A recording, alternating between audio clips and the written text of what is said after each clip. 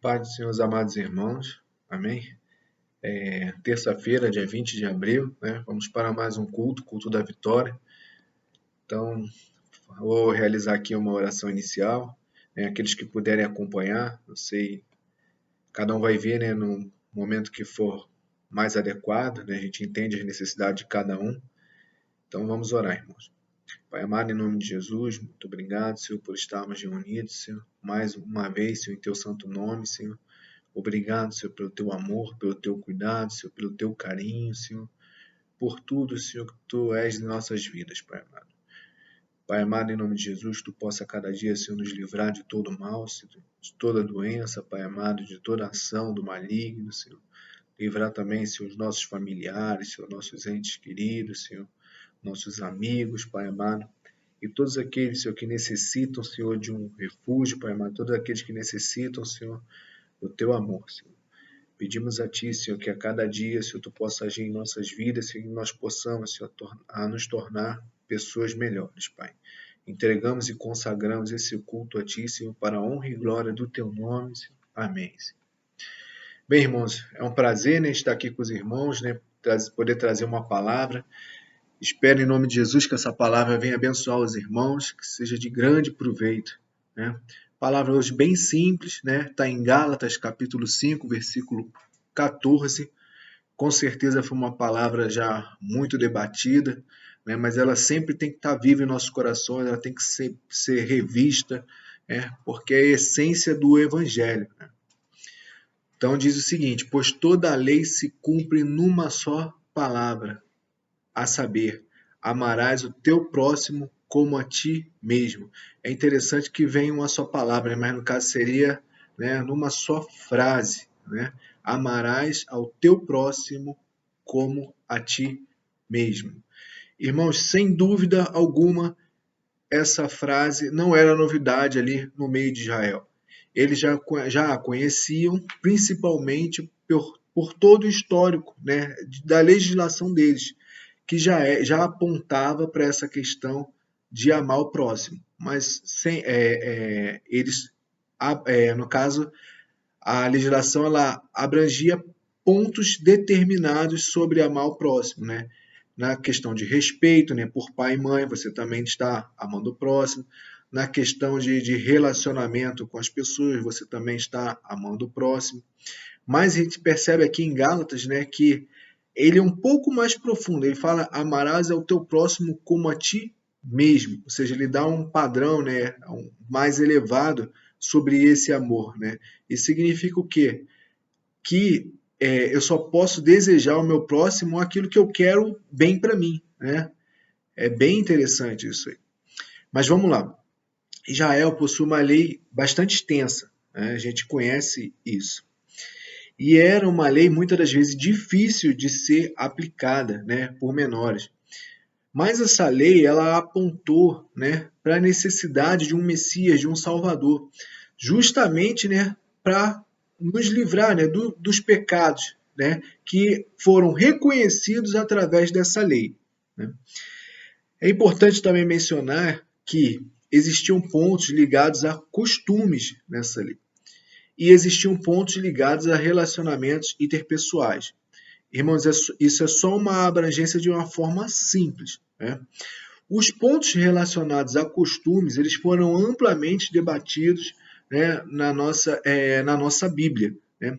E aí, realmente, sempre se buscou separar aquilo de que era costume daquilo que não era costume, que era, de fato, relacionamento interpessoal.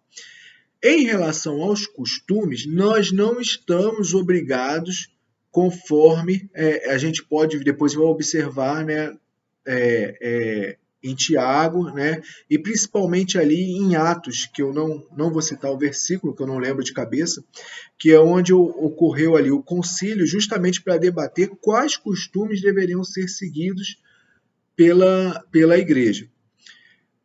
Então, exemplos de costumes, né? A gente vai falar. Exemplos de costumes, por exemplo, a gente tem não comer, né, o cabrito, né, não cozinhar um cabrito no leite da mãe, que está em Êxodo, capítulo 23, versículo 19. Isso era um costume. nós não estamos obrigados a cumprir esse costume, né? E aí fica interessante, senão a gente não poderia, por exemplo, comer lasanha, né? Que aí mistura carne moída com queijo, né? Não poderia, de repente, comer um bife com queijo, que é muito comum, né?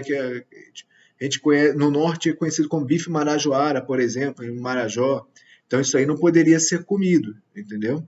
Mas a lei, para a gente, essa parte de costume, nós não estamos obrigados. Da mesma forma como no próprio livro de Gálatas, né, dentro do capítulo 5, o apóstolo Paulo ele vai falar a respeito da circuncisão. A gente também não é obrigado a nos circuncidar.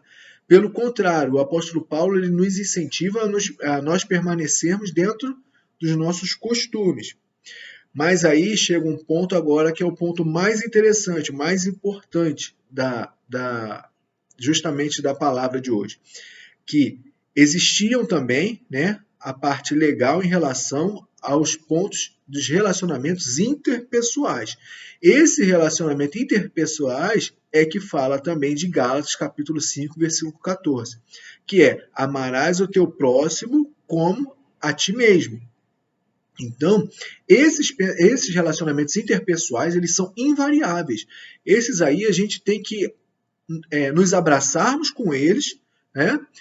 E principalmente desenvolver cada dia melhor, né? É lógico que uma pessoa, por exemplo, violenta, né, ela vai grosseira, no início da conversão, a gente percebe isso, ela ainda não tem aquela capacidade de amar o próximo como a ele mesmo. Mas a partir do momento que ela se converte e aí ela começa a caminhar com Jesus, caminhar com os irmãos, qual é a tendência a respeito disso? É que ela passe a amar o próximo cada vez mais próximo do que ele ama a si mesmo. Então é justamente isso, esse é o nosso alvo. Nosso alvo é que chegue um momento que a gente olhe para o próximo, né? E tem um relacionamento interpessoal com ele de forma que a gente se coloque na posição dele, entenda seus problemas e o ame, né, daquela forma, respeitando ali as suas limitações, né, e as suas dificuldades. Então, o que isso significa? Que a gente principalmente vai ter que desenvolver a empatia. A gente precisa desenvolver, né, exercitar a empatia. E o mais interessante é que essas coisas elas precisam ser exercitadas, né? São coisas que podem ser aprendidas e depende, né, demandam ali de esforço nosso mesmo, que significa que a gente tem que olhar para nós, né, para o nosso eu, né, e começar a nos projetar nas pessoas, ver as dificuldades, ver as necessidades e nos compadecermos dessas pessoas. Não simplesmente vir com julgamentos ou trazer sentenças sobre a vida daquelas pessoas. Porque, irmãos, todos nós temos dificuldades, né? Mas a misericórdia de Deus, a graça de Deus, né, veio sobre as nossas vidas, né? E ali trouxe perdão sobre tudo aquilo que nos separava de Cristo. Então, dentro dessa mesma linha de raciocínio, a mesma graça que nos trouxe perdão é suficiente em nossas vidas, né? Para quê? Para que nós possamos aumentar a nossa empatia e possamos ainda mais amar os nossos irmãos. Então, irmãos, eu queria fechar com Tiago, capítulo 1, versículo 27, que diz o seguinte: a religião pura e imaculada diante do nosso Deus e Pai é esta: visitar os órfãos e as viúvas na sua aflição e guardar-se isento da corrupção do mundo. Então, irmãos, fique com essa palavra, né, que seja bênção em sua vida, que nós possamos a cada dia ter empatia por cada irmão, a cada dia amar a cada irmão, lembrando que isso aí se desenvolve, isso aí faz parte de um exercício diário e que principalmente a gente possa visitar, né, as viúvas, os órfãos, né, que apontam para quê? Para aqueles que têm necessidade, né? E nós como igreja, isso é uma vocação, né? A gente não pode fugir dessa vocação. Então, irmãos, é um prazer imenso estar com os irmãos aqui, que os irmãos fiquem abençoados nessa terça-feira, nesse resto de semana aí que ainda tem pela frente, né? Que tenham uma vida abençoada e que nós possamos, né, com a graça do Senhor Jesus Cristo, a cada dia, né, ter uma vida melhor, ter uma vida mais próxima de Jesus Cristo. Em nome de Jesus Cristo, amém, irmãos. Abraço.